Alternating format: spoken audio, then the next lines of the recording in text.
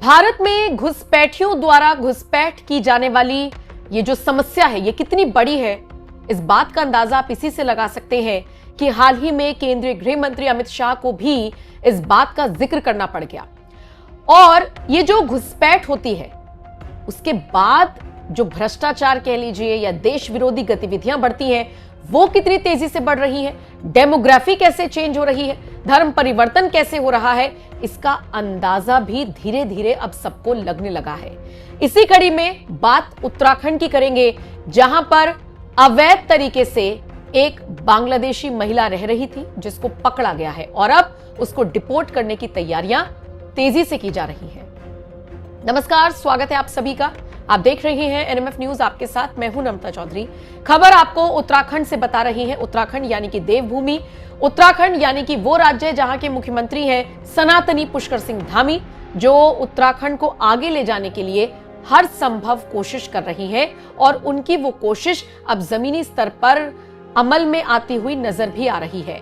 मतलब जो जो बातें केंद्र में होती है उसको उत्तराखंड में वो पहले लागू करा देते हैं। इसका सबसे बेहतरीन उदाहरण हमने यूसीसी का देखा और उसके बाद हम देख रहे हैं कि कैसे मदरसा बोर्ड को भी भंग करने की उन्होंने पहले तैयारी की। विधेयक आया, वो फिर बिल बना और उसके बाद अब वो कानून बन चुका है। यानी जो सारे बच्चे हैं उनको एक जैसी शिक्षा मिले, इस कड़ी में उत्तराखंड के मुख्यमंत्री आगे बढ़े थे और अपने मंसूबों को उन्होंने कामयाब भी कर दिखाया है। यानी कि उन्होंने मदरसा वाला जो कॉन्सेप्ट है, मदरसों में जो सिर्फ दीनी तालीम दी जा रही थी, उसको खत्म कर दिया है। अब आपको बताते हैं एक और खबर जो उत्तराखंड से सामने आई है, वो ये कि उत्तराखंड के उधम सिंह नगर में अवैध रूप से एक बांग्लादेशी महिला भारत में रह रही थी। जैसे ही पुलिस को सूचना मिली, पुलिस मौके पर पहुंची, पुलिस ने उसे हिरासत में लिया। महिला को हिरासत में लेने वाले जो अधिकारी हैं उन्होंने इस बात का जिक्र किया है कि महिला वीजा और पासपोर्ट की वैधता खत्म होने के बाद भी भारत में रह रही थी, जिसके बाद अब उसे डिपोर्ट करने की तैयारी चल रही है। देखिए, ऐसे बहुत सारे लोग हैं भारत में जो रह रही हैं और जिनको यहां से जाना चाहिए। अब सरकार अपने स्तर पर एक्शन ले रही है और इसी कड़ी में अब इस महिला की भी डिपोर्टेशन यानी निर्वासन की प्रक्रिया शुरू कर दी गई है। बांग्लादेश के जिला गाजीपुर, थाना कालीगंज के गांव पंजौरी में रजिया बेगम रह रही थी। 2019 में फेसबुक के जरिए उसकी नाजिम कुरैशी से दोस्ती हुई, फिर वो यहां आ गई।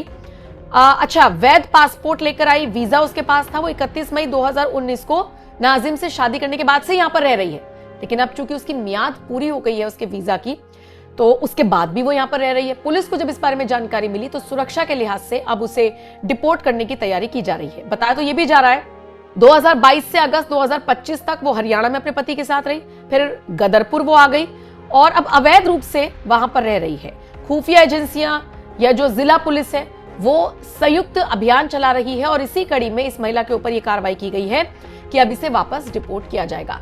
फिलहाल उत्तराखंड की सरकार, आप अंदाजा लगा सकते हैं इसे एक मामले से कि उत्तराखंड की पुष्कर सिंह धामी सरकार कितनी ज्यादा सचेत है अगर कोई देवभूमि में अवैध तरीके से रह रहा है तो।